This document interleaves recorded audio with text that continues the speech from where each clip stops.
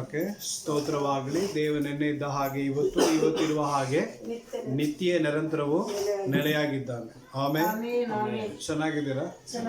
ಸಂತೋಷವಾಗಿದ್ದೀರಾ? ಕರ್ತನಲ್ಲಿ ಯಾವಾಗಲೂ ಹೆಂಗಿರಬೇಕು? ಸಂತೋಷವುಳ್ಳವರಾಗಿ ಇರಬೇಕು. ಅಂತೂ ಇಂತೂ 2025 ಒಂದು ತಿಂಗಳನ್ನ ಏನ್ ಮಾಡ್ಕೊಂಡ್ ಬಿಟ್ಟಿವಿ, ದಾಟೇ ಬಿಟ್ಟಿವಿ. ಇದು ಹೊಸ ವರ್ಷ ಬರುತ್ತೆ ಅಂತ ಕಾಯ್ತೀವಿ. ಹೊಸ ವರ್ಷ ಬಂದ ಮೇಲೆ ಅದು ಬೇಗ ಏನಾಗ್ತಾ ಇರುತ್ತೆ, ದಿನಗಳು ಮುಂದೆ ಓಡ್ತಾನೆ ಇರ್ತಾವೆ. ಆಮೇಲೆ ಸೊ ಅಂತೂ ಇಂತೂ ನಾವು ಒಂದು ತಿಂಗಳನ್ನು ಕಳೆದು 2ನೇ ತಿಂಗಳೊಳಗೆ ಏನಾಗಿದ್ದೇವೆ, ಈಗ ನಾವು ಬಂದಿದ್ದೇವೆ. ಸೊ ದೇವರು ಈ ತಿಂಗಳು ನಮಗೆ ಕೊಟ್ಟಿರೋದಕ್ಕಾಗಿ ದೇವರಿಗೆ ಸ್ತೋತ್ರ. ಈ ತಿಂಗಳಿಗೆ ದೇವರು ನಮಗೆ ಕೊಟ್ಟಿರುವಂಥ ವಾಗ್ದಾನ ವಚನವನ್ನು ಕೂಡ ನಾವು ಓದಿ ನಾವು ಧ್ಯಾನ ಮಾಡಿ ಬಲ ಹೊಂದಿಕೊಳ್ಳೋಣ. ನ್ಯಾಯಸ್ಥಾಪಕರುಗಳ ಪುಸ್ತಕ 6ನೇ ಅಧ್ಯಾಯ, ನ್ಯಾಯಸ್ಥಾಪಕರುಗಳ ಪುಸ್ತಕ 6ನೇ ಅಧ್ಯಾಯ 12ನೇ ವಚನ. Judges chapter 6 verse 12. ಯೆಹೋವನ ದೂತನು ಗಿದ್ಯೋನನಿಗೆ ಪ್ರತ್ಯಕ್ಷವಾಗಿ ಅವನಿಗೆ, ಪರಾಕ್ರಮಶಾಲಿಯೇ ಯೆಹೋವನು ನಿನ್ನ ಸಂಗಡ ಇದ್ದಾನೆ ಅಂದನು. ಆಮೇಲೆ ದೇವರ ವಾಗ್ದಾನ ಈ ತಿಂಗಳು ದೇವ ನಮಗೇನು ಕೊಟ್ಟಿದ್ದಾನೆ. ಒಂದು ವೇಳೆ ಕಳೆದ ತಿಂಗಳಲ್ಲಿ ಅನೇಕ ಆಲೋಚನೆಗಳಿದ್ದಿರ್ಬೋದು, ಅನೇಕ ಪ್ಲಾನ್ಗಳಿದ್ದಿರ್ಬೋದು. ಸೊ ಮುಂದೆ ಈ ತಿಂಗಳು ನಾವು ಏನನ್ನೆಲ್ಲ ಮಾಡಬೇಕೆಂಬುದಾಗಿ, ಹೆಂಗೆಲ್ಲ ಮಾಡಬೇಕು, ಹೆಂಗೆಲ್ಲ ದಾಟಬೇಕು, ಹೇಗಪ್ಪ ಅಂತ ಯೋಚನೆ ಮಾಡಿರಬಹುದು. ಆದರೆ ದೇವರು ಈ ದಿನದಲ್ಲಿ ನಮಗೆ ಕೊಟ್ಟಿರುವಂತ ವಾಗ್ದಾನ ಏನಂದ್ರೆ, ಪರಾಕ್ರಮಶಾಲಿಯೇ ನಾನು ನಿನ್ನ ಸಂಗಡ ಇರ್ತೀನಿ. ಆಮೇಲೆ ಸೊ ದೇವರ ವಾಕ್ಯ ನಮಗೆ ಬಲಪಡಿಸ್ತಾ ಇದೆ. ಅಲ್ಲೆಲೂಯ. ಪರಾಕ್ರಮಶಾಲಿಗಳಂತೆ ನೀವುಗಳು, ನಾನು ಪರಾಕ್ರಮಶಾಲಿಗಳು. ಅಲ್ಲೆಲೂಯ. ಸೊ ಪರಾಕ್ರಮಶಾಲಿಯೇ ನಾನೇನ್ ಮಾಡುತ್ತೇನೆ, ನಿನ್ನ ಸಂಗಡ ಇರ್ತೀನಿ. ಯೆಹೋವನು ನಿನ್ನ ಸಂಗಡ ಇದ್ದಾನೆ. ಆಮೇಲೆ ದೇವರು ಇವತ್ತು ಯಾರ ಸಂಗಡ ಇದ್ದಾನ್ರಿ? ನನ್ನ ಸಂಗಡ ಇದ್ದಾನೆ. ಪಕ್ಕದಲ್ಲಿದ್ದವ್ರು ಹೇಳಿ, ದೇವರು ನಿನ್ನ ಸಂಗಡ ಇದ್ದಾನೆ. ಆಮೇನ್. ಅಲ್ಲೆಲೂಯ. ಯಾಕಂದ್ರೆ ನಾವೆಲ್ಲರೂ ಏನಾಗಿದ್ದೇವೆ, ಪರಾಕ್ರಮಶಾಲಿ. ಸೊ ಅವ್ರ ಕೈ ಕೊಟ್ಟು ಹೇಳಿ, ಪರಾಕ್ರಮಶಾಲಿಗಳು. ನೀವೆಲ್ಲ ಏನಾಗಿದ್ದೀರಿ? ಪರಾಕ್ರಮಶಾಲಿಗಳು. ಸೊ ದೇವರು ನಮ್ಮ ಸಂಗಡ ಇದ್ದಾನೆ. Alleluia, alleluia. ಸೊ ದೇವರು ನಿಜವಾಗಲೂ ನಮ್ಮ ಸಂಗಡ ಏನ್ ಮಾಡಿದ್ದಾನೆ, ಇದ್ದಾನೆ. ಅಲ್ಲೆಲೂಯ. ಸೊ ನಮ್ಮ ಸಂಗಡ ದೇವರು ಇದ್ದ ಕಾರಣದಿಂದ ದೇವರು ನಮ್ಮನ್ನು ಏನಂತ ಕರೀತಾ ಇದ್ದಾನೆ, ಪರಾಕ್ರಮಶಾಲಿ ಎಂಬುದಾಗಿ ಕರೀತಾ ಇದ್ದಾನೆ. ಆಮೇನ್. ಅಲ್ಲೆಲೂಯ. ಸೊ ಯಾಕೆ ದೇವರು ಈ ಒಂದು ಗಿದ್ಯೋನನ್ನ ಪರಾಕ್ರಮಶಾಲಿ ಅಂತ ಕರೀತಾ ಇದ್ದಾನೆ? ಅವ ಅಂಥದ್ದೇನು ದೊಡ್ಡ ಒಂದು ಏನಾದ್ರು ಬಲಶಾಲಿಯಾಗಿದ್ನ, ದೊಡ್ಡ ಜಯದ ಕಾರ್ಯನ ಮಾಡ್ತಾ ಇದ್ನ? ಏನೂ ಇಲ್ಲ. ಆ ಒಂದು ಗಿದ್ಯೋನನ್ನ ಈ ಒಂದು ಅಧ್ಯಾಯದಲ್ಲಿ ನೋಡೋದಾದ್ರೆ ಮಿದ್ಯಾನರಿಗೆ ಹೆದರ್ತಾ ಇದ್ದನು. ಏನ್ ಮಾಡ್ತಾ ಇದ್ದನ್ರಿ? ಮಿದ್ಯಾನರು ಎಂಬುದಾಗಿ ಒಬ್ಬ ಜನರಿಗೆ ಏನ್ ಮಾಡ್ತಾ ಇದ್ದನು, ಅವನು ಹೆದರ್ತಾ ಇದ್ದಂತ ಒಂದು ವ್ಯಕ್ತಿ. ಅವನ ಅದೇ ಪೂರ್ತಿ ಮನೇಲಿ ಹೋದ್ರಿ ನೋಡ್ರಿ, ಗೊತ್ತಾಗತ್ತೆ. ಆ ಟೈಮ್ ನಲ್ಲಿ ಇಸ್ರಾಯೇಲ್ ಹೊರಗೋಗೋದೇ ಕಷ್ಟ ಆಗ್ತಿತ್ತಂತ. ಇಸ್ರಾಯೇಲ್ ಹೊರಗೋಗೋದೇ ಕಷ್ಟ. ಹೊರಗೋದ್ರೆ ಮುಗೀತು. ಆ ಮಿದ್ಯಾನರು ಬಂದು ಏನ್ ಮಾಡ್ಬಿಡ್ತಿದ್ರು, ಇವ್ರನ್ನ ಫುಲ್ ಹೊಡೆದು ಹಾಕಿ ಅವ್ರ ಕೈಯಾಗಿ ಏನಿದೆ ಅದು ಕಿತ್ಕೊಂಡು ಹೋಗ್ಬಿಡ್ತಿದ್ರು. ದನ, ಕುರಿ, ಅವರ ದವಸ ಧಾನ್ಯಗಳು ಎಲ್ಲ ಕಡೆ ಏನ್ ಮಾಡ್ಬಿಡ್ತಿದ್ರು, ಅವರು ನಾಶ ಮಾಡಿ ಕಿತ್ಕೊಂಡು ಹೋಗ್ಬಿಡ್ತಿದ್ರು. ಇಂಥ ಒಂದು ಕಠಿಣವಾದ ಪರಿಸ್ಥಿತಿ ಅದು. ಅಲ್ಲೆಲೂಯ. ಅಂದ್ರೆ ಇಂಥ ಕಠಿಣವಾದ ಪರಿಸ್ಥಿತಿಯಲ್ಲಿ ದೇವರ ಕೋಪ ಕೂಡ ಯಾರ ಮೇಲೆ ಬಂದ್ಬಿಟ್ಟೈತಿ? ಇಸ್ರಾಯೇಲರ ಮೇಲೆ ಬಂದೈತಿ. ಇಸ್ರಾಯೇಲರು ದೇವ್ರಿಗೆ ಮೊರೆ ಇಡ್ತಾ ಇದ್ದಾರೆ, ಅಯ್ಯೋ ಏನಪ್ಪಾ ಅಂತೇಳಿ. ಆಗ ದೇವರು ಬಂದವರು ಮಾತಾಡ್ತಾ ಇದ್ದಾರೆ, ನೀವು ದೇವರ ದಾರಿಯಲ್ಲಿ ಏನ್ ಮಾಡಲಿಲ್ಲ, ನೀವು ಸರಿಯಾಗಿ ನಡೆದುಕೊಂಡಿಲ್ಲ, ಆದ ಕಾರಣ ಅನುಭವಿಸ್ರಿ ಅಂತ ಹೇಳ್ಬಿಟ್ರು. ದೇವರು ಕೂಡ ನೀವು ಸರಿಯಾಗಿದ್ರೆ ಎಲ್ಲ ಬರ್ತಿದ್ದಿಲ್ಲ ಅಲ್ಲ ಅಂತ ಹೇಳಿ ದೇವರು ಕೂಡ ಏನ್ ಮಾಡಿದ್ರು, ಅವ್ರನ್ನ ಎಚ್ಚರಿಸಿದ್ರು. ಆದ್ರೆ ಅಂತ ಒಂದು ಕಠಿಣವಾದ ಪರಿಸ್ಥಿತಿಯಲ್ಲಿ ಗಿದ್ಯೋನ ಏನ್ ಮಾಡ್ತಿದ್ದಾನ್ರಿ, ಅಲ್ಲಿ ಹೊರಗೆ ಬಂದು ಮಿದ್ಯಾನರ ಕೈಯಿಂದ ಏನ್ ಮಾಡ್ತಾ ಇದ್ದಾನೆ, ತನಗೆ ಬೇಕಾಗಿರುವಂತ ಆಹಾರವನ್ನು ಸಿದ್ಧಪಡಿಸ್ತಾ ಇದ್ದಾನೆ. ಆ ಗೋಧಿಯನ್ನು ತನ್ನ ಕಣಜಿ ಒಳಗೆ ಸೇರಿಸ್ಕೊಂಡು ತಗೊಂಡು ಹೋಗ್ಲಿಕ್ಕೆ ಬಡಿತಾ ಕುಂತಿದ್ದಾನೆ ಅಲ್ಲಿ. ಆಮೇಲೆ ಅಲ್ಲೆಲೂಯ. ಸೊ ಹೊಲದಲ್ಲಿ ಗೋಧಿ ನೋಡಿರ್ತಿರಲ್ಲ, ಆ ಒಂದು ಗೋಧಿ ಆ ಒಂದು ಸುಗ್ಗಿಗೆ ಬಂದ ಮೇಲೆ ಅದನ್ನೇನ್ ಮಾಡ್ತಾರೆ, ಕೊಯ್ದು ಅದನ್ನು ತಗೊಂಡೋಗಿ ಒಂದು ಕಡೆ ಕೂಡಿಸಿ ಅದನ್ನೇನ್ ಮಾಡ್ತಾರೆ, ಬಡಿದು ಆ ಕಾಳುಗಳನ್ನು ಒಂದು ಕೂಡಿಸಿ ಆ ಕಾಳುಗಳನ್ನು ತಗೊಂಡೋಗಿ ಕಣಜದೊಳಗೆ ಸೇರಿಸ್ತಾರೆ. ಅಲ್ಲೆಲೂಯ. ಆದ್ರೆ ಇವ ಮಾತ್ರ ಹೊರಗೆ ಬಂದ್ರೆ ಕಿತ್ಕೊಂಡು ಹೋಗ್ತಿದ್ರು, ಹೊರಗೆ ಬಂದ್ರೆ ಹೊಡ್ತಾ ಬೀಳ್ತಿದ್ರು, ಹೊರಗೆ ಬಂದ್ರೆ ಅವ್ರು ಬಿಡ್ತಿದ್ದಿಲ್ಲ. ಅಂತ ಒಂದು ಪರಿಸ್ಥಿತಿನಲ್ಲಿ ಕೂಡ ಅವನು ಏನ್ ಮಾಡ್ತಾ ಇದ್ದಾನಂದ್ರೆ, ಆ ಒಂದು ಗೋಧಿಯನ್ನು ಬಡೀಲಿಕ್ಕೆ ಹೊರಗೆ ಬರ್ತಾ ಇದ್ದಾನೆ. ಆಮೇಲೆ ಅಲ್ಲೇಲೂಯ. ಸೊ ಗೋಧಿನ ಬಡಿದು ಕಣಜದೊಳಗೆ ಇಟ್ಕೊಳ್ಳೋಣ, ತನಗೆ ಬೇಕಾಗಿರೋದನ್ನ ಸೇರಿಸ್ಕೊಳ್ಳೋಣ ಅಂತೇಳಿ. ಏನು ಗೋಧಿನ ಹಂಗೆ ಸೌಂಡ್ ಇಲ್ಲದೆ ಬಡಿಲಿಕ್ಕೆ ಆಗತ್ತಾ? ಯಾರಿಗೂ ಗೊತ್ತಿಲ್ಲ ಹೋಗಿ ಒಂದೊಂದಾಗಿ ಕಿತ್ಕೊಂಡು ಬರೋಕ್ಕಾಗತ್ತ? ಗೋಧಿನ ಬಡಿಬೇಕು. ಆಮೇಲೆ ಅಲ್ಲೂಯ ತಗೊಂಡು ಹಾಕಿ ಬಡಿದ್ರೆ ಅಷ್ಟೇ ಕಾಳುಗಳು ಚದರೋದು. ಆಮೇಲೆ ಅದನ್ನು ಕೂಡಿಸ್ಬೇಕು. ಸೌಂಡ್ ಇಲ್ಲದೆ ಕೆಲಸ ಮಾಡ್ಲಿಕ್ಕೆ ಆಗೋದಿಲ್ಲ. ಕೊರೋನಾ ಬಂದಾಗ ಎಲ್ಲ ಕಡೆ ಏನಾಗಿದ್ರು, ಕ್ವಾರಂಟೈನ್ ಮಾಡಿದಾರಲ್ಲ, ಯಾರು ಎಲ್ಲಿನೂ ಓಡಾಡೋಗಿಲ್ಲ. ಓಡಾಡಿದ್ರೆ ಹಿಡ್ಕೊಂಡು ಹೋಗ್ಬಿಡ್ತಿದ್ರು ಪೊಲೀಸವರು. ಓಡಾಡಿದ್ರೆ ಎಲ್ಲ ಹೋಗಿ ಕೂಡಾಕ್ಬಿಡ್ತಿದ್ರು. 14 ದಿನ ಹೊರಗೆ ಬಿಡ್ತಿದ್ದಿಲ್ಲ. ನಿನಗೂ ಕೊರೋನಾ ಇದೆ ಅಂತ ತಗೊಂಡು ದವಾಖಾನೆನ ಸೇರಿಸ್ಬಿಡ್ತಿದ್ರು. ಒಟ್ಟು ಹೊರಗೆ ಅಡ್ಡಾಡ್ಲಿಕ್ಕೆ ಬಿಡ್ತಿದ್ದಿಲ್ಲ.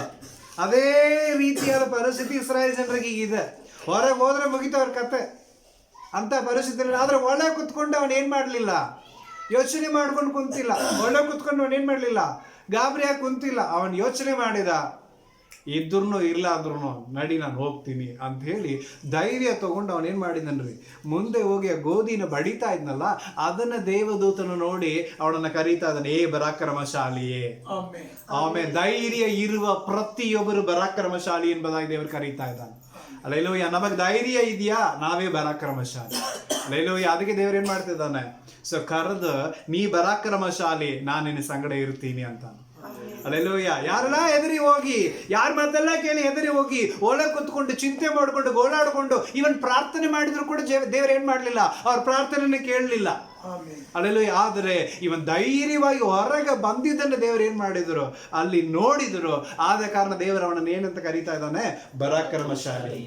ಆಮೇಲೆ ಇವತ್ತು ನಮಗೆ ಎಂತ ಕೆಟ್ಟ ಪರಿಸ್ಥಿತಿ ಇದ್ರೂ ಪರವಾಗಿಲ್ಲ, ನಾವು ಧೈರ್ಯ ತಗೊಂಡು ದೇವರಿಗಾಗಿ ಮುಂದೆ ಹೋಗ್ತೀನಿ ಅಂತ ನಾವು ಬರೋದಾದ್ರೆ ದೇವರು ನಮ್ಮನ್ನು ನೋಡಿ ಕರೀತಾ ಇದ್ದಾನೆ, ಪರಾಕ್ರಮಶಾಲಿಗಳೇ ನಾನು ನಿಮ್ಮ ಸಂಗಡ ಇರ್ತೀನಿ. ಆಮೇಲೆ ನಿನ್ನ ಎಲ್ಲಾ ಪ್ರಯಾಸಗಳನ್ನು ದೇವರು ಏನ್ ಮಾಡ್ತಾನೆ, ಆಶೀರ್ವದಿಸುವಂತ ದೇವರಾಗುತ್ತಾನೆ. ಆಮೇಲೆ ಅಲ್ಲೆಲ್ಲೂ ಆದ ಕಾರಣ ದೇವರು ಇವತ್ತು ನಮ್ಮನ್ನು ನೋಡಿ ಕರೆಯುವಂತ ಮಾತು ಪರಾಕ್ರಮಶಾಲಿ. ಪರಾಕ್ರಮಶಾಲಿಗಳಿಗಿರುವಂತ ಒಂದು ಮೊದಲನೇ ಗುಣ ಯಾವುದು ಅಂದ್ರೆ ಧೈರ್ಯ. ಆಮೇಲೆ ಅಲ್ಲೆಲ್ಲೂ ಸೊ ಆದ ಕಾರಣ ನಾವು ಧೈರ್ಯ ಉಳ್ಳವರಾಗಿ ಹೊರಗೆ ಬಂದ್ರೆ ದೇವರು ನಮ್ಮನ್ನು ನಡೆಸುವಂತವನಾಗಿದೆ. ಮೊನ್ನೆ ಒಂದು ವಿಡಿಯೋ ನೋಡ್ತಾ ಇದ್ದೆ. ಸೊ ಆ ಒಂದು ವಿಡಿಯೋದಲ್ಲಿ ಒಬ್ಬರು ಒಂದು ಚಾಲೆಂಜ್ ಬಿಟ್ಟಿದ್ರು, ಒಂದು ಚಾಲೆಂಜ್ ಸವಾಲನ್ನ ಬಿಟ್ಟಿದ್ರು.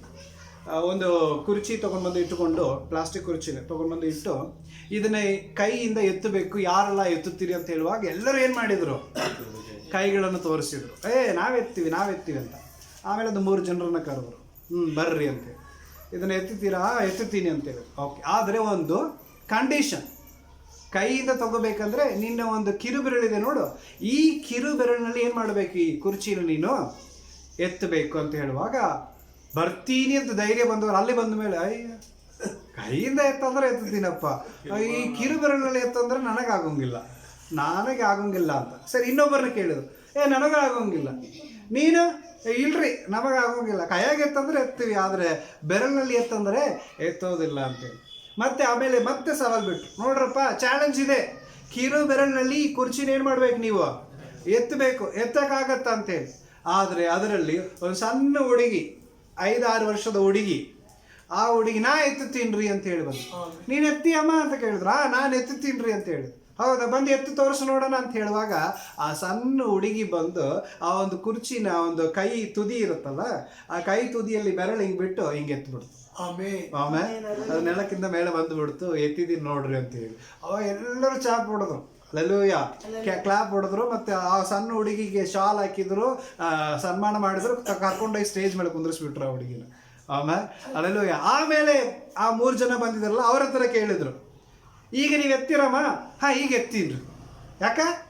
ಆಲ್ರೆಡಿ ಆ ಹುಡುಗಿನೇ ಎತ್ತು ಬಿಟ್ಟಿತ್ತಿ, ಈಗ ನಾನು ಎತ್ತಕ್ಕಾಗೋದಿಲ್ವಾ? ಆಮೇಲೆ ಅಲ್ಲೇಲೂಯ, ಅರ್ಥ ಆಯ್ತಲ್ಲ? ಅದು ಸಣ್ಣ ಹುಡುಗಿ ಅದೇ ಬಂದು ಎತ್ತು ಬಿಟ್ಟೈತಿ, ಈಗ ನಾನು ದೊಡ್ಡ ಹುಡುಗಿ, ನನಗೆ ಎತ್ತಕ್ಕೆ ಆಗೋದಿಲ್ವಾ? ಅವಳೇ ಮಾಡ್ತಾಳಂದ್ರೆ ನಾನು ಮಾಡ್ತೀನಿ. ಆಮೇಲೆ ಅಲ್ಲೇಲೂಯ, ಅವಳೇ ಮಾಡ್ತಾಳಲ್ಲ, ನಾ ಮಾಡ್ತೀನಿ ಅನ್ನೋದು ಧೈರ್ಯ ಇಲ್ಲ. ಯಾರು ಮಾಡ್ಲದೇ ಇರುವಾಗ ನಾ ಮಾಡ್ತೀನಿ ಅಂತ ಹೇಳಿ ಹೋಗ್ತೀವಲ್ಲ, ಅದುವೇ ದೇವ್ರು ಮೆಚ್ಚುವಂತವನಾಗಿದ್ದಾನೆ. ಆಮೇಲೆ ಅಲ್ಲೇಲೂಯ. ಒಬ್ಬರು ಮಾಡೋದನ್ನ ನೋಡಿ ನಾವು ಮಾಡೋದಿಲ್ಲ, ನಾವು ಮಾಡೋದನ್ನ ನೋಡಿ ಇನ್ನೊಬ್ಬರು ಮಾಡಬೇಕು. ಅದಕ್ಕಾಗಿ ದೇವರು ನಿಮ್ಮನ್ನು ನನ್ನನ್ನು ಕರೆದಿದ್ದಾನೆ. ಆಮೇಲೆ ಅಲ್ಲೇಲೂಯ. ಅಲ್ಲಿ ಗಿದ್ಯೋನನ್ನು ಕುತ್ಕೊಂಡಿಲ್ಲ, ಹೋಗಿ ಕೆಲಸ ಮಾಡ್ತಾ ಇದ್ದ. ಆದ ಕಾರಣ ದೇವರು ಅವನ ಸಂಗಡ ಬಂದು ನಾನು ಸಂಗಡ ಇರ್ತೀನಿ ನಡಿ ಅಂತ ಹೇಳಿದ. ಆಮೇಲೆ ಅಲ್ಲೇಲೂಯ. ಒಬ್ಬ ಮನುಷ್ಯನನ್ನ, ಅಂದ್ರೆ ವಾಕ್ಯ ಅದೇ ಅಧ್ಯಾಯದಲ್ಲಿ ನಾವು 16ನೇ ವಚನ ಓದಿಕೊಳ್ಳೋಣ. ನಾನು ನಿನ್ನ ಸಂಗಡ ಇರುತ್ತೇನೆ, ಮಿದ್ಯಾನರನ್ನ ಒಬ್ಬ ಮನುಷ್ಯನನ್ನ ಹೊಡೆಯುವ ಪ್ರಕಾರ ಹೊಡೀತಿ ಅಂತ ಹೇಳಿದನು. ಆಮೇಲೆ ಅಲ್ಲೆಲ್ಲೂಯ್ಯ. ಮಿದ್ಯಾನರು ತುಂಬಾ ಕ್ರೂರಿಗಳು, ದೊಡ್ಡ ಜನಾಂಗಗಳು. ಅವ್ರು ಬಂದ್ರೆ ಇಸ್ರಾಯೇಲ್ ಏನ್ ಮಾಡ್ತಾ ಇದ್ರು? ಹೆದರ್ತಾ ಇದ್ರು. ಅಂತ ಕಠಿಣವಾದ ಪರಿಸ್ಥಿತಿಯಲ್ಲಿ ದೇವರ ಸಂಗಡ ಮಾತಾಡ್ತಾನೆ, ಮಿದ್ಯಾನರನ್ನ ಹೆಂಗ್ ಹೊಡಿತಿ? ಒಬ್ಬ ಮನುಷ್ಯನ ಹೊಡೆದಾಕೋತಾರ, ಅಷ್ಟು ದೊಡ್ಡ ಸೈನ್ಯವನ್ನು ಹೊಡೆದಾಕ್ತಿ ಅಂತೀವಿ. ಆಮೇಲೆ ಅಲ್ಲೆಲ್ಲೂಯ್ಯ. ಅವನು ಅನ್ಕೊಂಡಿರ್ತಾನೆ, ಅಯ್ಯೋ ನಾ ಸಣ್ಣವ, ನನಗೆ ಧೈರ್ಯ ಇಲ್ಲ, ನಾನೇ ಊಟ ಪಡಗೋಸ್ಕರ ಹೊರಗೆ ಬಂದು ಗೋಧಿನ ಏನು ಮಾಡ್ತಾ ಇದ್ದೀನಿ, ಕೂಡಿಸ್ತಾ ಇದ್ದೀನಿ, ನನ್ನನ್ನು ಹೋಗಿ ಅಷ್ಟು ದೊಡ್ಡ ಸೈನ್ಯವನ್ನು ಹೆಂಗೆ ಬಡೀಲಿ ನಾನು ಅಂತೇಳಿ. ಅಲ್ಲೆಲ್ಲೂಯ್ಯ.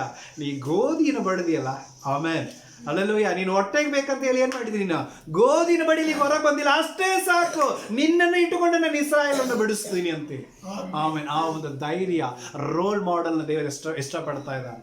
ಅಲ್ಲಲ್ಲಿ ಧೈರ್ಯ ತಗೊಂಡು ನೀವು ಮುಂದೆ ಬಂದ್ರೆ ಸಾಕು, ಮಿಕ್ಕಿದೆಲ್ಲವನ್ನು ದೇವರು ನಿನ್ನ ಮುಖಾಂತರವಾಗಿ ಮಾಡ್ಕೊಳ್ತಾನೆ. ಆಮೇಲೆ ಅಲ್ಲಲ್ಲೂ ಅದಕ್ಕೆ ದೇವರು ಹೇಳ್ತದನ್ನು ಪರಾಕ್ರಮಶಾಲಿಯೇ. ಅಲ್ಲೆಲ್ಲೂಯ್ಯ. ಯಾರು ಮಾಡಿದ್ದನ್ನ ನಿನ್ನ ಕೈನಲ್ಲಿ ಮಾಡಿಸೋಂಗಿಲ್ಲ ದೇವರು, ಯಾರು ಮಾಡದೇ ಇರುವಂತ ಕಾರ್ಯಗಳನ್ನು ನಿನ್ನ ಕೈನಲ್ಲಿ ದೇವರು ಮಾಡಿಸ್ಲಿಕ್ಕಿದ್ದಾನೆ. ಅಲ್ಲೆಲ್ಲೂ ಆದ ಕಾರಣ ನೀವೆಲ್ಲರೂ ಏನಾಗಿದ್ದೀರಿ? ಪರಾಕ್ರಮಶಾಲಿಗಳಾಗಿದ್ದೀರಿ. ಆಮೇಲೆ ಅಲ್ಲೆಲ್ಲೂಯ್ಯ.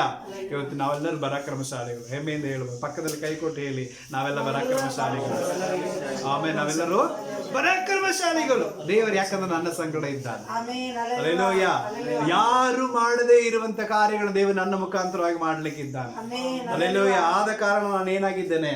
ಪರಾಕ್ರಮಶಾಲಿಯಾಗಿದ್ದೇನೆ. ಅಲ್ಲೆಲ್ಲೂಯ್ಯ. ಗಿದ್ಯೋನ ದೊಡ್ಡ ಯುದ್ಧವೀರ ಅಲ್ಲ, ಗಿದ್ಯೋನ ಏನೋ ಟ್ರೈನಿಂಗ್ ತಗೊಂಡ್ ಬಂದವ ಅಲ್ಲ, ಗಿದ್ಯೋನ ಏನು ಜ್ಞಾನವಂತನವನಲ್ಲ. ಅಲ್ಲೆಲ್ಲೂಯ್ಯ. ಆದರೆ ದೇವರು ಅವನ ಸಂಗಡ ಇದ್ದ ಕಾರಣದಿಂದ ಅವನು ಹೋದ ಎಲ್ಲಾ ಕಡೆಯಲ್ಲಿ ದೇವರು ಅವನ ಸಂಗಡ ಇದ್ದನು. ದೇವರು ಅವನಿಗೋಸ್ಕರ ಯುದ್ಧವನ್ನ ಮಾಡಿದನು. ಅಲ್ಲೆಲ್ಲೂಯ್ಯ. ಅವನು ಮಾಡಿದ ಯುದ್ಧ ನೋಡಿದ್ರೆ ಸಣ್ಣ ಮಕ್ಕಳ ಆಟ ತರ ಇರುತ್ತೆ. ಸಣ್ಣ ಮಕ್ಕಳು ಆಟ ಆಡ್ತಾರಲ್ರಿ, ಆ ತರ ಹೋಗಿ ಯುದ್ಧದಲ್ಲಿ ಜಯವನ್ನು ಹೊಂದಿಕೊಂಡು ಬಂದವನು ಗಿದ್ಯೋನ.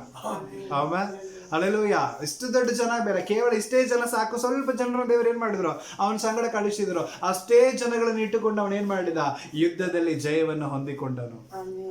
ಆಮೇಲೆ ಇವತ್ತು ನಮ್ಮ ಸಂಗಡ ಜನ ಇದ್ದಾರೆ, ಬಲ ಇದೆ, ಅದೆಲ್ಲ ಬೇಡ್ರಿ, ದೇವರಿದ್ದಾನ ಅಂತ ಯೋಚನೆ ಮಾಡಿ. ಅಲ್ಲೆಲ್ಲೂಯ್ಯ. ಅನೇಕರಿಗೆ ಬಲ ಎಲ್ಲಿದೆ ಅಂದ್ರೆ ಹೋಗಿ ಜಿಮ್ಗೆಲ್ಲ ಹೋಗಿ ಬರ್ತಾರೆ. ಆಮೇಲೆ ಥಮ್ಸಪ್ಪು ಅದು ಇದು ಅದೆಲ್ಲ ಎತ್ಕೊಂಡು ಹಂಗೆ ತೋರಿಸ್ತಾರೆ. ಅಲ್ಲೆಲ್ಲೂಯ್ಯ. ಅದೆಲ್ಲ ಬಲ ಇಲ್ಲ. ಆಮೇಲೆ ಅಲ್ಲೆಲ್ಲೋ ಇನ್ನು ಕೆಲವರಿಗೆ ಹೆಂಗಿರುತ್ತೆ? ಜನಬಲ. ನಮ್ಮ ಹತ್ರ ಎಷ್ಟು ಜನ ಇದ್ದಾರೆ ಗೊತ್ತಾ?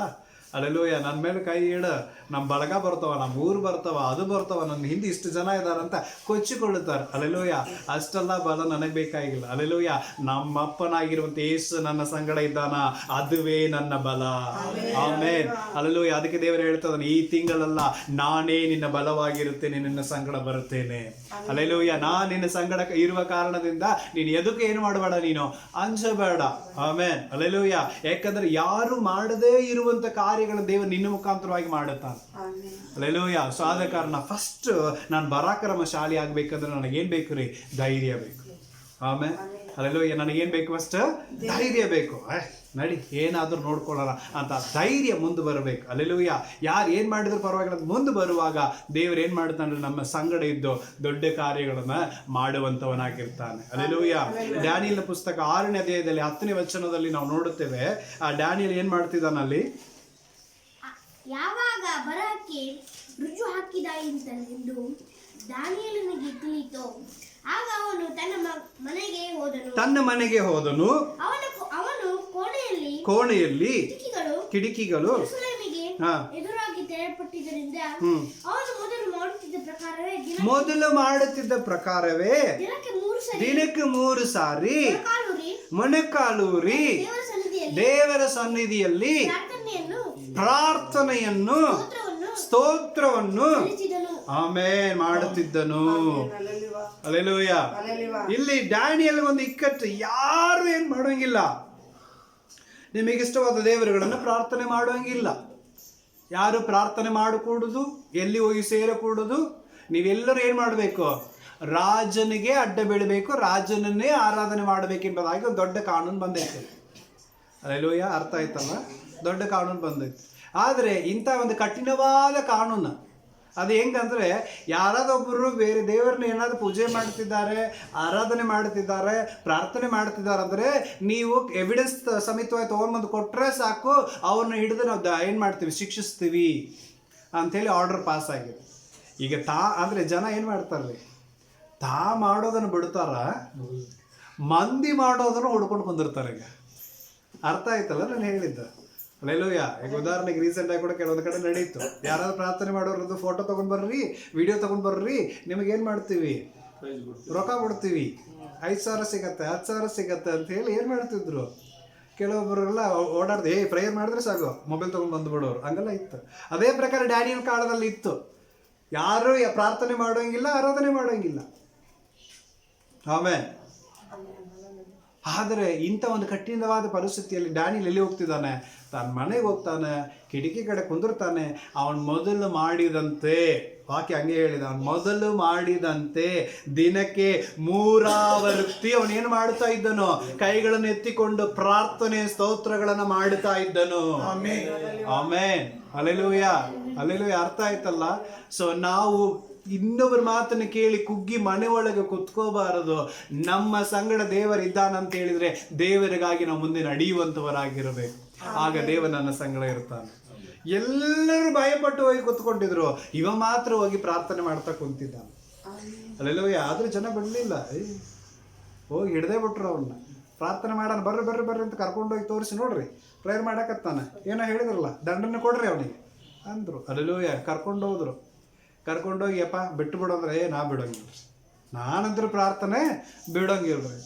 ಪ್ರಾರ್ಥನೆ ಬಿಡಲಿಲ್ಲ ಅಂದರೆ ಸಿಂಹಕ್ಕೆ ಆಹಾರ ಹಾಕ್ತೀನಿ ನಾ, ನೋಡಿ ವಿಚಾರ ಮಾಡೋದು. ಈ ಜೀವ ಯಾವಾಗಲೂ ಹೋಗೋದೆ. ಆಮೇಲೆ ಈ ಜೀವ ಯಾವಾಗಿದ್ರೂ ಹೋಗೋದೆ, ಇವತ್ತು ಇದರಲ್ಲಿ ಹೋಗ್ಲಿ ಬಿಡ್ರಿ ಅಂತ ಹೇಳಿ ಅವ ಹೇಳಿದ. ಸಿಟ್ಟು ಬಂದು ತಗೊಂಡೋಗಿ ಎಲ್ಲಿ ಹೋಗೋದ್ರು ಅವನ್ನ? ಸಿಂಹದ ಗವಿಯಲ್ಲಿ ಹೋಗಿದ್ರು. ಅಲ್ಲೆಲ್ಲೂಯ್ಯ. ಆದರೆ ಮನುಷ್ಯ ನಂಬಿಗಸ್ತನು. ಆಮೇಲೆ ಅಲ್ಲೆಲ್ಲೂ ಸಿಂಹದ ಗವಿಯಲ್ಲಿ ಬಿದ್ರೂ ಕೂಡ ಸಿಂಹ ತಿಂದ್ರೂ ಪರವಾಗಿಲ್ಲ ಅಂತ ಪ್ರಾರ್ಥನೆ ಮಾಡ್ತಾ ಇದ್ದ. ಆಮೇಲೆ ಅಲ್ಲೆಲ್ಲೂಯ್ಯ. ದೇವರು ಅವನ ಸಂಗಡ ಇದ್ದ ಕಾರಣದಿಂದ ಸಿಂಹದ ಬಾಯಿಗಳನ್ನು ದೇವರು ಕಟ್ಟಿದನು. ಆಮೇಲೆ ಈಗ ಯಾರು ಪರಾಕ್ರಮಶಾಲಿ? ಅವನೇ ಪರಾಕ್ರಮಶಾಲಿ. ಸಿಂಹ ಪರಾಕ್ರಮಶಾಲಿ ಅಲ್ಲ. ಅಲ್ಲೆಲ್ಲೂಯ್ಯ. ಸಿಂಹ ನೋಡಿದ್ರೆ ನಾವೆಲ್ಲ ಇರ್ತೀವ, ಒಂದು ಚಿರತೆ ಬಂತು ಅಂತ ಹೇಳಿದ್ರೆ ಏಪಾ ದಾರಿಗೆ ಅಡ್ಡಾಡ್ಬೇಡ ಅಂತೀವಿ. ಆಮೇಲೆ ಹೌದಲ್ರಿ? ಈಗ ರೋಣ ಕಡೆ ಏನೋ ಬಂದೈತಂತೆ. ಅಲ್ಲೆಲ್ಲೂಯ್ಯ. ಚಿರತೆ ಬಂದೈತಿ, ಏನು ಮಾಡ್ಬೇಡ್ರಿ ನೀವು, ಮಕ್ಕಳನ್ನ ಶಾಲೆ ಕಳಿಸ್ಬೇಡ್ರಿ, ಹೊರಗೆ ಅಡ್ಡಾಡ ಕಳಿಸ್ಬೇಡ್ರಿ, ನೀನು ರಾತ್ರಿ ಹೊತ್ತು ಅಡ್ಡಾಡಬೇಡ ಅಲ್ಲಿ ಇಲ್ಲಿ, ಇಷ್ಟೆಲ್ಲ ಮಾತಾಡಿ ಕಳಿಸ್ತಾ ಇದ್ದೀವಿ. ಆದರೆ ಅಂತ ಒಂದು ಸಿಂಹದ ಮುಂದೆನೆ ಹೋಗಿ ಡ್ಯಾನಿಯಲ್ ಏನ್ ಮಾಡ್ತಾ ಇದ್ದಾನ್ರಿ? ಅಲ್ಲಿ ಪ್ರಾರ್ಥನೆ ಮಾಡ್ತಾ ಇದ್ದಾನೆ. ಕಾರಣ ಇವನ ಸಂಗಡ ದೇವರಿದ್ದನು. ಆಮೇಲೆ ಯಾರ ಸಂಗಡ ದೇವರಿದ್ದಾನೋ ಅವರೇ ಪರಾಕ್ರಮಶಾಲಿ. ಅಲ್ಲೆಲ್ಲೂಯ್ಯ. ನನ್ನ ಸಂಗಡ ದೇವರಿದ್ರೆ ನಾನೇ ಪರಾಕ್ರಮಶಾಲಿ. ಅಲ್ಲೆಲ್ಲೂಯ್ಯ. ಅಲ್ಲಿ ಹೋಗಿ ನಿಂತು ಪ್ರಾರ್ಥನೆ ಮಾಡ್ತಾ ಇದ್ದಾನೆ. ಸಿಂಹಗಳು ಅವನ ಮುಂದೆ ಬಾಯಿ ಕಟ್ಟಿದಂಗೆ ಕುತ್ಕೊಂಡಿತ್ತು. ಆಮೇಲೆ ಅಲ್ಲೆಲ್ಲೂಯ್ಯ. ಯೋಚನೆ ಮಾಡ್ರಿ ಪ್ರಿಯ, ಇವತ್ತು ನೀನು ನಾನು ಪ್ರಾರ್ಥನೆ ಮಾಡೋದಾಗಿದ್ರೆ ನಾವೇ ಪರಾಕ್ರಮಶಾಲಿ. Alleluia, alleluia. ಆದ ಕಾರಣ ಪಕ್ಕದಲ್ಲಿ ನೋಡಿ ಹೇಳಿ, ನಾವೇ ಪರಾಕ್ರಮಶಾಲಿ. ಅಲ್ಲೆಲ್ಲೂಯ್ಯ. ಈ ತಿಂಗಳೆಲ್ಲ ಮರಿಬಾರದು, ನಾನು ಪರಾಕ್ರಮಶಾಲಿ. ಅಲ್ಲೆಲ್ಲೂಯ್ಯ. ಈ ತಿಂಗಳು ಎಲ್ಲಿ ಹೋದ್ರು ನಾನು ಹೇಳ್ಬೇಕು, ನಾ ಪರಾಕ್ರಮಶಾಲಿ. ಯಾಕಂದ್ರೆ ದೇವರು ನನ್ನ ಸಂಗಡ ಇದ್ದಾನೆ. ಅಲ್ಲೆಲ್ಲೂಯ್ಯ. ದೇವರು ನನ್ನ ಸಂಗಡ ಇದ್ದಾನೆ ಅಂತ ಧೈರ್ಯವಾಗಿ ನಾವೇನ್ ಮಾಡ್ಬೇಕು? ಹೋಗ್ತಾ ಇರಬೇಕು. ಅಲ್ಲಿ ಹೋಗಿ ವಾಕ್ಯದಲ್ಲಿ ನಾವು ನೋಡ್ತಾ ಇದ್ದೇವೆ, ಸಿಂಹಗಳು ಮುಂದೆ ಕುಂತಿತ್ತಂತೆ, ರಾಜನ ನಿದ್ದೆ ಬರ್ತಾ ಇಲ್ಲ. ಸೊ ರಾಜನಲ್ಲಿ ಬಂದು ಒಂದು ಮಾತು ಹೇಳ್ತಾ ಇದ್ದಾನೆ. ನನಗೆ ಆ ವಾಕ್ಯ ತುಂಬಾ ಇಷ್ಟ. 20ನೇ ವಚನ, 6ನೇ ಅಧ್ಯಾಯ 20ನೇ ವಚನ. ಗವಿ ಹತ್ತಿರ ಬಂದಾಗ ದುಃಖ ಧ್ವನಿಯಲ್ಲಿ ದಾನಿಯೇಲನ ಕಡೆಗೆ ಕೂಗಿದನು. ಮಾತನಾಡಿದ ದಾನಿಯೇಲನಿಗೆ, ಜೀವವುಳ್ಳ ದೇವರ ಸೇವಕನಾದ ಓ ದಾನಿಯೇಲನೇ, ನೀನು ಯಾವಾಗಲೂ ಸೇವಿಸುವ ನಿನ್ನ ದೇವರು ನಿನ್ನನ್ನು ಸಿಂಹಗಳಿಂದ ಬಿಡಿಸಲು ಸಮರ್ಥವಾಗಿದ್ದಾನೇನೆ ಎಂದು ಕೇಳಿದನು. ಅಲ್ಲೆಲ್ಲೋ ವಾಕ್ಯ ಕರೆಕ್ಟಾಗಿ ಓದ್ಬೇಕು. ಆಮೇಲೆ ಅಲ್ಲೆಲ್ಲೂಯ್ಯ. ಎಷ್ಟು ಚೆನ್ನಾಗಿ ವಾಕ್ಯ ಇದೆ ಅಂದ್ರೆ, ರಾಜನೇ ಬಂದು ಡ್ಯಾನಿಯಲ್ನ ಕರೆದು ಮಾತಾಡ್ತಾನೆ. ಡ್ಯಾನಿಯೇಲನೇ ಇದಾನ ಇಲ್ವೋ ಗೊತ್ತಿಲ್ಲ, ಅವ ಸತ್ತು ಹೋಗ್ಯಾನೋ, ಸಿಂಹ ತಿಂದುಬಿಡ್ತೋ ಏನೋ ಅಂತ ಹೇಳಿ ರಾತ್ರಿ ಎಲ್ಲ ನಿದ್ದೆ ಕೆಡಿಸ್ಕೊಂಡು ರಾಜ ಬಂದು ನಿಂತಿದ್ದಾನೆ. ಯಾಕಂದ್ರೆ ಒಳ್ಳೆ ಆಳು ಅವನು, ಒಳ್ಳೆ ಕೆಲಸಗಾರ. ಅವನ ಕಳ್ಕೊಳ್ಳಿಕ್ಕೆ ಯಾರಿಗಿಷ್ಟ ಇಲ್ಲ? ರಾಜನಿಗೆ ಇಷ್ಟ ಇಲ್ಲ. ಆದ್ರೂ ಮತ್ತೆ ಕಾನೂನು ಹಂಗೈತಿ. ಕಾನೂನು ಏನೈತಿ ಹಂಗೈತಿ. ಅವನೇ ಲೆಟರ್ನಲ್ಲಿ ಸೈನ್ ಹಾಕಿದ್ದಾನೆ ಅಂದಮೇಲೆ ಮೀರಕ್ ಆಗೋದೆಲ್ಲ ತಗೊಂಡೋಗಿ ಹಾಕ್ಬಿಟ್ಟು. ಆದ್ರೆ ರಾತ್ರಿ ಎಲ್ಲ ನಿದ್ದೆ ಬರಲಿಲ್ಲ. ಬೆಳಗ್ಗೆ ಎದ್ದ ತಕ್ಷಣ ಓಡಿ ಬಂದಿರ್ತಾನೆ. ಒಂದು ಡೌಟ್, ಎಷ್ಟೆಲ್ಲ ದೇವರನ್ನ ಆರಾಧನೆ ಮಾಡ್ತಾ ಇದ್ದ, ಎಷ್ಟೆಲ್ಲ ಪ್ರಾರ್ಥನೆ ಮಾಡ್ತಾ ಇದ್ದ, ಆದ್ರೆ ಅವ್ರ ದೇವರು ಅವನು ಉಳಿಸಿರ್ಬಹುದಲ್ವಾ ಅಂತ ಹೇಳಿ ಅನುಮಾನದಲ್ಲಿ ಬಂದು ದುಃಖ ಧ್ವನಿಯಿಂದ ಮಾತಾಡ್ತಾನೆ. ದಾನಿಯೇಲನೇ, ನೀ ಎಡಬಿಡದೆ ಆರಾಧನೆ ಮಾಡುವಂತ ದೇವರು ನಿನ್ನನ್ನು ಸಿಂಹದ ಬಾಯಿಂದ ತಪ್ಪಿಸಿದಾನಾ ಅಂತ ಕೇಳುವಾಗ ಡ್ಯಾನಿಯಲ್ ಧ್ವನಿ ಅಲ್ಲಿಂದ ಬರುತ್ತದೆ. ರಾಜನೇ, ನೀ ಚಿರಂಜೀವಿಯಾಗಿರು, ದೇವರು ನನ್ನನ್ನು ಕಾಪಾಡಿದ್ದಾನೆ ಅಂತ. ಆಮೆನ್. Hallelujah, hallelujah. ಅದೇ ಬೇಕಾಗಿತ್ತು ರಾಜನಿಗೆ. ಹಲ್ಲೆಲೂಯಾ. ಇಮ್ಮಿಡಿಯೇಟ್ ಆಗಿ ಅಲ್ಲಿಂದ ಎತ್ಬಿಟ್ರು.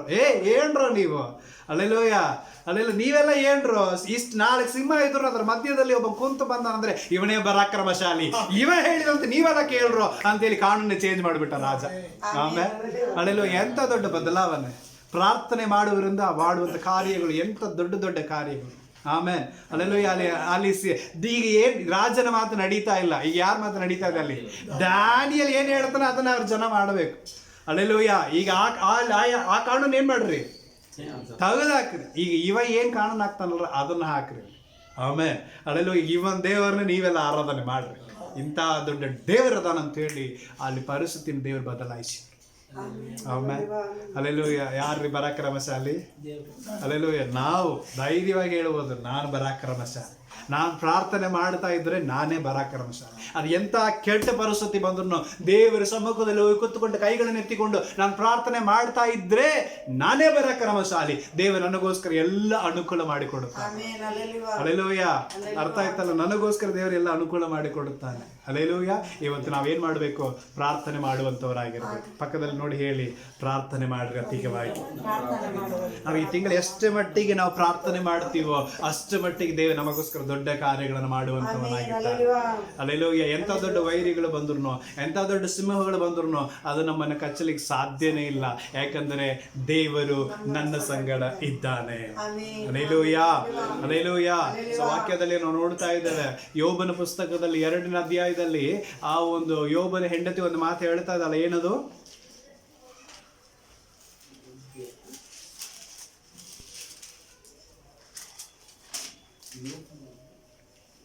ಒಂಬತ್ತನೇ ವಚನ. ಹೀಗಿರುವಲ್ಲಿ ಅವನ ಹೆಂಡತಿ ಅವನಿಗೆ ನಿನ್ನ ಯಥಾರ್ಥತ್ವವನ್ನು ಇನ್ನೂ ಬಿಡಲಿಲ್ಲ. ಇದೆಲ್ಲವನ್ನು ಕೊಟ್ಟ ದೇವರನ್ನ ದೂಷಿಸಿ ನೀನು ಸಾಯಿ ಅಂತಾಳೆ. ಯಾರು? ಯೋಬನ ಹೆಂಡತಿ. ಇನ್ನೂ ನಿನ್ನ ಯಥಾರ್ಥತೆಯನ್ನು ಬಿಟ್ಟಿಲ್ವಾ ನೀನು? ಆಮೇಲೆ ಈ ಒಂದು ಮಾತು ನನಗೆ ತುಂಬ ಇಷ್ಟ. ಇನ್ನೂ ನಿನ್ನ ನಂಬಿಕೆಯನ್ನು ಬಿಟ್ಟಿಲ್ವಾ? ಇನ್ನೂ ನಿನ್ನ ದೇವರ ನಂಬೋದನ್ನು ಬಿಟ್ಟಿಲ್ವಾ? ಇಷ್ಟೆಲ್ಲ ಕೆಟ್ಟಾದ್ಮೇಲೆ ಇನ್ನೂ ದೇವ್ರು ಬೇಕಾ? ಇವತ್ತು ನಮಗೂ ಅಂಥ ಮಾತುಗಳು ಬರುತ್ತೆ. ಆಮೇಲೆ ಅದರಲ್ಲೂ ಅಂಥ ಮಾತುಗಳು ನಮಗೂ ಕೇಳೋರು ಇದ್ದಾರೆ. ಇಷ್ಟೆಲ್ಲ ಸಾಲ, ಇಷ್ಟೆಲ್ಲ ತೊಂದರೆ, ಇಷ್ಟೆಲ್ಲ ಪರಿಸ್ಥಿತಿಗಳಿದೆ, ಇನ್ನೂ ದೇವ್ರು ಬೇಕನ್ನು ಬಿಟ್ಟು ಬಾರೋ, ಸ್ವಲ್ಪ ಸಮಾಧಾನವಾಗಿ ಇರ್ತಿ ಅಂತ ಕರೀತಾರೆ. ಅಲ್ಲೆಲ್ಲೂಯ್ಯ. ಯಾರು ಕರೀತಾರಲ್ಲೋ? ನಮ್ಮನೆಯವರೇ ಕರೀತಾರ. ಅಲ್ಲೆಲ್ಲೂಯ್ಯ. ವಾಕ್ಯ ಹಂಗೆ ಇದಲ್ಲ. ಯೋಬನ ಹೆಂಡತಿಯೇ ಒಂದು ಹೇಳ್ತದಲ್ಲ, ಇನ್ನೂ ಬಿಟ್ಟಿಲ್ಲ ಮಾರಾಯ ನೀನು, ಎಲ್ಲ ಕಳ್ಕೊಂಡಿ, ಇನ್ನೂ ಕಳ್ಕೊಳ್ಳಿಕ್ಕೆ ಏನೈತಿ? ನನ್ನನ್ನು ಕಳ್ಕೊಬೇಕು ನೋಡು ಆಟೆ ನೀನು. ಆಮೇಲೆ ಅಲ್ಲೆಲ್ಲೂಯ್ಯ. ಇನ್ನೂ ಆ ದೇವರು ನಂಬಿದ್ಯಾ ನೀನು? ಇನ್ನೂ ಯಥಾರ್ಥತೆ ಹಿಡ್ಕೊಂಡು ಕುಂತೀಯಾ ನೀನು? ಇಷ್ಟು ಕೆಟ್ಟ ಪರಿಸ್ಥಿತಿ ತಂದಾನೆ ಆ ದೇವರು ನಿನಗೆ ಬೇಕಾ? ಬಿಟ್ಟು ಬಿಡೋ ಮಾರಾಯ. ಇಂಥ ಕೆಟ್ಟ ಪರಿಸ್ಥಿತಿ ಅಂತ ದೇವರನ್ನ ಬಿಟ್ಟು ಬಿಡು. ದೂಷಿಸಿ ಪ್ರಾಣ ಬಿಟ್ಟು ಬಿಡು, ಸಾಯಿ ಅಂತ. ಅಲ್ಲೆಲ್ಲೂಯ್ಯ. ನಾವಾದ್ರೆ ನೆಮ್ಮದಿಯಾಗಿರ್ತೀವಿ, ನೋಡೋಕೆ ಆಗ್ತಾ ಇಲ್ಲ. ಆಮೇಲೆ ಅಲ್ಲೆಲ್ಲೂಯ್ಯ. ನಾವಾಗಿದ್ರೆ ಏನು ಮಾಡ್ತಿದ್ವಿ?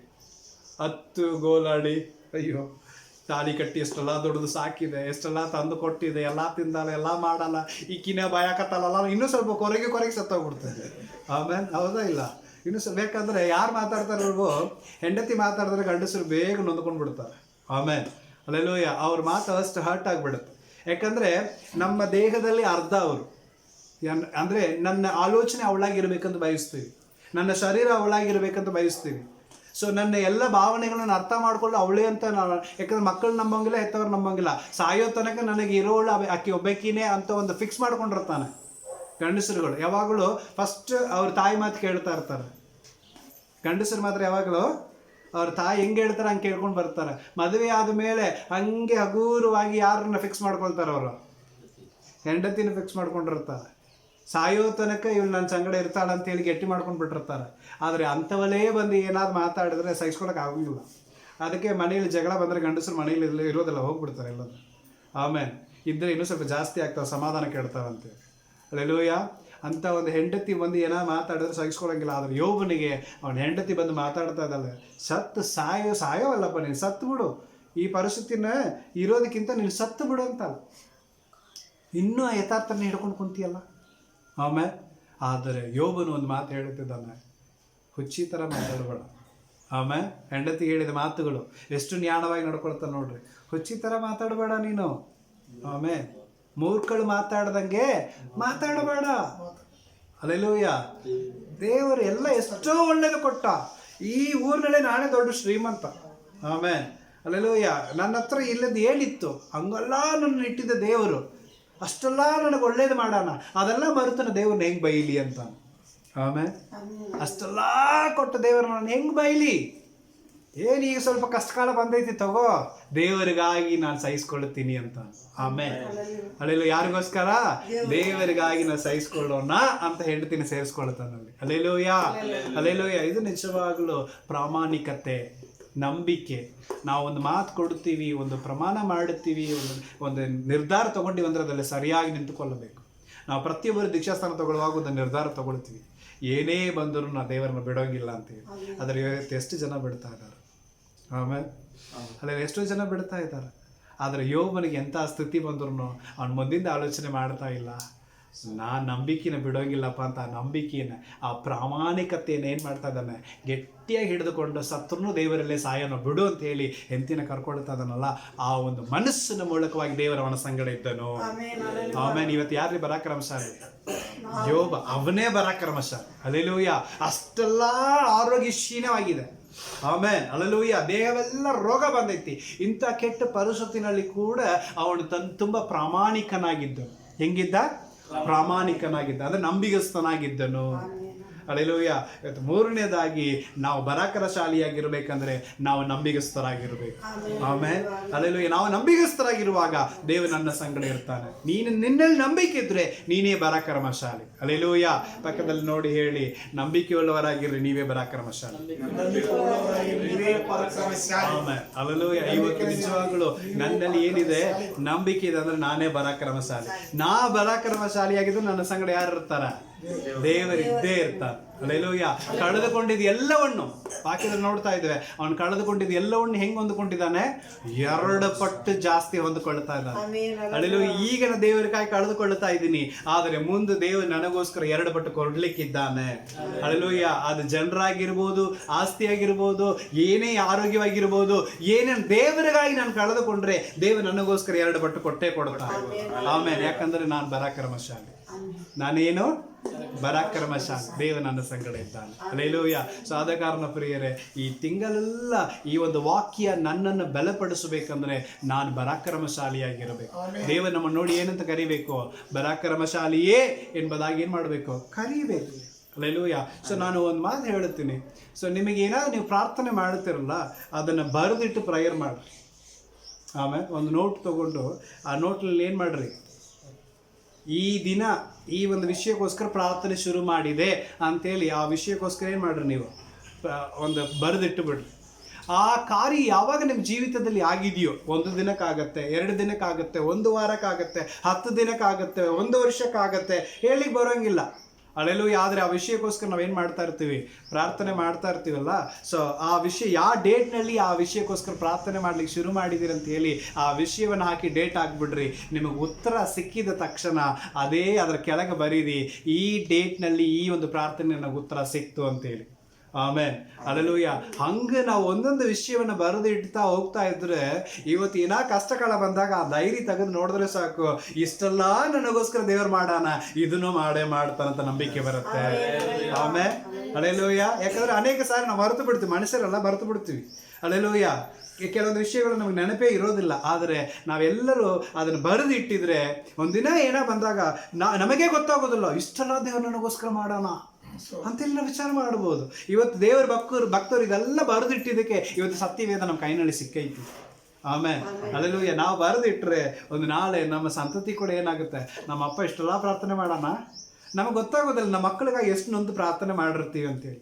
ಮಕ್ಕಳನ್ನು ಹಡಿಲಿಕ್ಕೆ ಎಷ್ಟು ಪ್ರಾರ್ಥನೆ ಮಾಡಿರ್ತೀವಿ, ಅವ್ರನ್ನ ಬೆಳೆಸಲಿಕ್ಕೆ ಎಷ್ಟು ಪ್ರಾರ್ಥನೆ ಮಾಡಿರ್ತೀವಿ. ನಾವು ಆತ್ಮಿಕವಾಗಿಯೂ ಆರ್ಥಿಕವಾಗಿ ಎಷ್ಟೆಲ್ಲ ಕಷ್ಟಪಟ್ಟು ಪ್ರಾರ್ಥನೆ ಮಾಡಿರ್ತೀವಿ. ಎಲ್ಲ ಪ್ರಾರ್ಥನೆಗೆ ದೇವರು ನಮಗೇನು ಮಾಡಿರ್ತಾನೆ? ಉತ್ತರ ಕೊಡ್ತಾನೆ. ಪ್ರತಿ ವಾರ ಸಾಕ್ಷಿ ಕೊಡ್ತೀವಲ್ಲ ನಾವು. ಅಲ್ಲೆಲ್ಲೂಯ್ಯ. ಆ ಸಾಕ್ಷಿಗಳೆಲ್ಲ ನಾವು ಬರೆದು ಇಟ್ಟಿದ್ರೆ ಎಂತ ದೊಡ್ಡ ಪುಸ್ತಕ ನಮ್ದೇ ಬರ್ತಿತ್ತು. ಆಮೇಲೆ ಅಲ್ಲೆಲ್ಲೂಯ್ಯ. ಸೊ ಆ ಪುಸ್ತಕವನ್ನು ನಾವೇ ತೆಗೆದು ನೋಡುವಾಗ ನಮಗೇ ಆಶ್ಚರ್ಯವಾಗ್ತಿತ್ತು. ಆಮೇಲೆ ಏನದು, ಇಷ್ಟು ದೊಡ್ಡ ಕಾರ್ಯ ದೇವರು ನನಗೋಸ್ಕರ ಮಾಡೋಣ. ಅಲ್ಲೆಲೂಯ. ಒಂದು ವಾರ ಸಾಕ್ಷಿ ಹೇಳಿದ್ರೆ ಮರ್ತು ಬಿಡ್ತೀವಿ ನಾವು. ಅಲ್ಲೆಲೂಯ. ಹೋದ ತಿಂಗಳು ದೇವರು ಏನು ಮಾಡಿದ ನೆನಪಿರುತ್ತಾ ನಮಗೆ? ಈ ವಾರ ಏನು ಮಾಡೋಣ ಆಟೇ ನೆನಪಿರುತ್ತೆ. ಹೋದ ತಿಂಗಳದೆಲ್ಲ ನೆನಪಿರೋದಲ್ಲ, ಇನ್ನು ವರ್ಷದ ನೆನಪಿರೋದಿಲ್ಲ, ಏನೋ 1-2 ಅಷ್ಟೇ ನೆನಪಿರ್ತಾವೆ. ಆದರೆ ವಾರ ವಾರ ಕೊಡುವಂಥ ಸಾಕ್ಷಿಗಳು ನಾವು ಬರೆದಿಟ್ಟಿದ್ರೆ ಆಮೇಲೆ ಸೊ ಇದು ಕೂಡ ನಮ್ಮ ನಂಬಿಕೆನ ಬೆಳೆಸಲಿಕ್ಕೆ ಒಂದು ಕಾರಣ. ಅಲ್ಲೆಲ್ಲೂಯ. ಆದ ಕಾರಣ ಸೊ ಈ ವರ್ಷದಿಂದ ಒಂದು ವೇಳೆ ಆ ಒಂದು ಅಭ್ಯಾಸ ಮಾಡಿಕೊಂಡು ಒಂದು ನೋಟ್ ತಗೊಂಡು ಯಾವುದೋ ವಿಷಯಕ್ಕಾಗಿ ಪ್ರೇಯರ್ ಮಾಡ್ತಾ ಇದ್ದೀರಾ, ಬರೀರಿ, ಇವತ್ತಿನಿಂದ ನಾನು ಈ ವಿಷಯಕ್ಕಾಗಿ ಪ್ರಾರ್ಥನೆ ಮಾಡಿದೆ. ಆರೋಗ್ಯವಾಗಿರ್ಬೋದು, ಹಣವಾಗಿರ್ಬೋದು, ಸಾಲವಾಗಿರ್ಬೋದು, ಅಥವಾ ಏನೋ ಒಂದು ಗರ್ಭಫಲವಾಗಿರ್ಬೋದು, ಮತ್ತು ಯಾವುದೋ ಮಕ್ಕಳ ವಿಷಯವಾಗಿರ್ಬೋದು, ನಮ್ಮದು ಎಜುಕೇಷನ್ ಆಗಿರ್ಬೋದು, ನಮ್ಮ ದುಡಿಮೆ ಆಗಿರ್ಬೋದು, ಏನು ವಿಷಯಕ್ಕೆ ನೀವು ಕೇಳ್ತೀರೋ ಅದನ್ನು ಬರೆದು ಇಟ್ಟುಕೊಂಡು ಪ್ರಾರ್ಥನೆ ಮಾಡ್ಲಿಕ್ಕೆ ಶುರು ಮಾಡಿ. ಅದ್ರ ವಿಷಯ ಖಂಡಿತವಾಗಿ ದೇವರು ಏನು ಮಾಡ್ತಾನೆ, ಆ ಸದುತ್ತರ ಕೊಡ್ತಾನಲ್ಲ, ಆವಾಗ ತಪ್ಪದೆ ಅದರಲ್ಲಿ ಏನು ಮಾಡ್ರಿ, ಬಂದು ಬರೆದು ಬಿಡ್ರಿ, ನನಗೆ ಉತ್ತರ ಸಿಕ್ತು ಈ ಡೇಟ್ನಲ್ಲಿ ಅಂತ. ಅಲ್ಲೆಲ್ಲೂಯ. ಆಗ ನಿಜವಾಗಲೂ ನಮ್ಮ ನಂಬಿಕೆ ಜಾಸ್ತಿ ಆಗುತ್ತೆ. ಆಮೇಲೆ ಅಲ್ಲೆಲ್ಲ ಯಾವಾಗ ಈ ಬೈಬಲ್ ವಾಕ್ಯಗಳು ಹುಡುಕೋದು ಬೇಕಾಗಿಲ್ಲ, ಆ ನೋಟ್ ಎಲ್ಲಿದೆ ತಗೊಂಡು ಅದನ್ನ ಹುಡುಕಿ ಓದಿದ್ರೆ ಸಾಕು, ಇಷ್ಟೆಲ್ಲ ಮಾಡೋಣಲ್ಲ ದೇವರು, ನನಗೆ ಮುಂದೇನೂ ಮಾಡ್ತಾನಂತೇಳಿ. ಆಮೇಲೆ ಸೊ ಆದ ಕಾರಣ ಪರಾಕ್ರಮಶಾಲಿಗಳಾಗಿ ನಾವಿರೋಣ, ದೇವ ನಮ್ಮ ಸಂಗಡ ಇರ್ತಾನೆ. ಈ ಪರಾಕ್ರಮಶಾಲಿ ಆಗ್ಲಿಕ್ಕೆ 3 ಕಾರಣಗಳು ಬೇಕು. ಒಂದು ಯಾವುದದು, ನಾವು ಧೈರ್ಯವುಳ್ಳವರಾಗಿರ್ಬೇಕು. ಎಂಥ ಪರಿಸ್ಥಿತಿ ಬಂದ್ರೂ ಸವಾಲಾಗಿ ನಾವು ಮುಂದೆ ಬರಬೇಕು, ಅದು ಧೈರ್ಯ. 2ನೇದಾಗಿ ಪ್ರಾರ್ಥನೆ. ಅಲ್ಲೆಲ್ಲೋ 2ನೇದಾಗಿ ಏನದು, ಪ್ರಾರ್ಥನೆ. ಡ್ಯಾನಿಯಲ್ ಥರ ನಾವು ವೈರಾಗಿ ಉಳ್ಳವರಾಗಿ ಪ್ರಾರ್ಥನೆ ಮಾಡುವಾಗ ದೇವರು ದೊಡ್ಡ ಕಾರ್ಯಗಳನ್ನು ಮಾಡ್ತಾನೆ. 3ನೇದಾಗಿ ಪ್ರಾಮಾಣಿಕತೆ. 3ನೇದು ಏನ್ರಿ, ಪ್ರಾಮಾಣಿಕತೆ ಅಂದರೆ ನಂಬಿಗಸ್ತಿಕೆ. ಅಲ್ಲೆಲ್ಲೂಯ. ಸೊ ನಾವು ಏನೇ ಬಂದರೂ ನಮ್ಮ ಪ್ರಾಮಾಣಿಕತೆ, ನಮ್ಮ ತೀರ್ಮಾನ, ದೇವರಲ್ಲಿ ನಾವು ಕಂಡಿರುವಂಥ ನಂಬಿಕೆಯನ್ನು ನಾವು ಬಿಡದೆ ಮುಂದೆ ಹೋಗುವಾಗ ನಾವು ಪರಾಕ್ರಮಶಾಲಿಗಳಾಗಿರುತ್ತೇವೆ. ಈ 3 ಕಾರ್ಯಗಳಿದ್ರೆ ನಾವು ಪರಾಕ್ರಮಶಾಲಿಗಳು. ಅಲ್ಲೆಲ್ಲೂಯ. ಹೇಳಿ, ನಾವೆಲ್ಲರೂ ಸೇರಿ ಹೇಳೋಣ. ಒಂದು ಯಾವುದದು, ಮೊದಲನೇದಾಗಿ ಪರಾಕ್ರಮಶಾಲಿ ಆಗ್ಬೇಕಂದ್ರೆ ಏನಿರ್ಬೇಕು, ಎಲ್ಲರೂ ಸೇರಿ ಹೇಳಿ ಅಂದ, ಏನಿರ್ಬೇಕು, ಧೈರ್ಯ. ಎಲ್ಲರೂ ಸೇರಿ ಹೇಳಿ. 2ನೇದು ಎಲ್ಲರೂ ಸೇರಿ ಏನದ, ಜೋರಾಗಿ ಎಲ್ಲರೂ ಸೇರಿ. 3ನೇದು ನಂಬಿಕೆ. 3ನೇದು ಏನದು, ನಂಬಿಕೆ. ಈ 3 ನಮ್ಮಲ್ಲಿ ಇದ್ರೆ ನಾವೇನು, ನಾವೇನ್ರಿ, ಏನು, ಕೈ ತೋರಿಸು, ನಾವೆಲ್ಲರೂ ಪರಾಕ್ರಮಶಾಲಿ. ಆಮೇಲೆ ಅಲ್ಲೆಲ್ಲೂಯ. ಇವತ್ತು ಯಾರು ಇದ್ದಾರೆ ನಮ್ಮ ಸಂಗಡ? Alleluia, alleluia. ಈಗ ನಮ್ಮ ಮನೆ ಮುಂದೆ ಪದೇ ಜಗಳ ನಡೀತಾ ಇರ್ತಾವ. ನಮ್ಮ ನಾಯಿ ಒಂದಿದೆ. ಆ ನಾಯಿನ ಒಂದು ಕರಿ ನಾಯಿ ಬಂದು ಏನು ಮಾಡಿಬಿಡ್ತು, ಕಚ್ಚಿ ರಕ್ತ ಎಲ್ಲ ಬಂದುಬಿಡ್ತು, ಅಷ್ಟು ಮಟ್ಟಿಗೆ ಕಚ್ಚಿಬಿಡ್ತು. ಅವಾಗಿಂದ ಹೆದರಿ ಹೊರಗೆ ಹೋಗಲೇ ಇಲ್ಲ. ಆದರೆ ನಿನ್ನೆ ಇಲ್ಲ ಮೊನ್ನೆ ನಾವು ನೋಡಿದ್ದೀವಿ, ಅದೇ ನಾಯಿ ಜೊತೆಗೆ ಈ ನಾಯಿ ಗುದ್ದಾಡ್ತಿತ್ತು. ಹೋಗಿ ಹೊಡೆದು ಗುದ್ದಾಡ್ತಿತ್ತು. ಯಾಕೆಂತ ನೋಡಿದ್ರೆ ಅವನ ಪಕ್ಕದಲ್ಲಿ ಅವನ ಫ್ರೆಂಡ್ ಇನ್ನೊಂದು ನಾಯಿ ಬರುತ್ತೆ, ಅವನ ಜೊತೆಗಿದ್ದಂತೆ. ಹಂಗಾಗಿ 2 ನಾಯಿ ಸೇರಿ ಆ ನಾಯಿನ ಏನು ಮಾಡ್ಬಿಡ್ತು, ಕಚ್ಚಿ ಬಿಡ್ಲಿಲ್ಲ, ಓಡಿಸಿ ಕಚ್ತಿತ್ತು. ಆಮೇಲೆ ಅಲ್ಲಿ ಅವಾಗ ಒಬ್ಬನೇ ಇದ್ದ, ಅವನ ಏನಾಗ್ಲಿಲ್ಲ, ಅವನಿಗೆ ಧೈರ್ಯ ಸಾಲಿಲ್ಲ, ಬಂದುಬಿಟ್ಟ. 1-2 ವಾರ ಊಟ ಮಾಡಲಿಲ್ಲ, ಇಲ್ಲೇ ಮಕ್ಕೊಂಡಿರ್ತಿತ್ತು.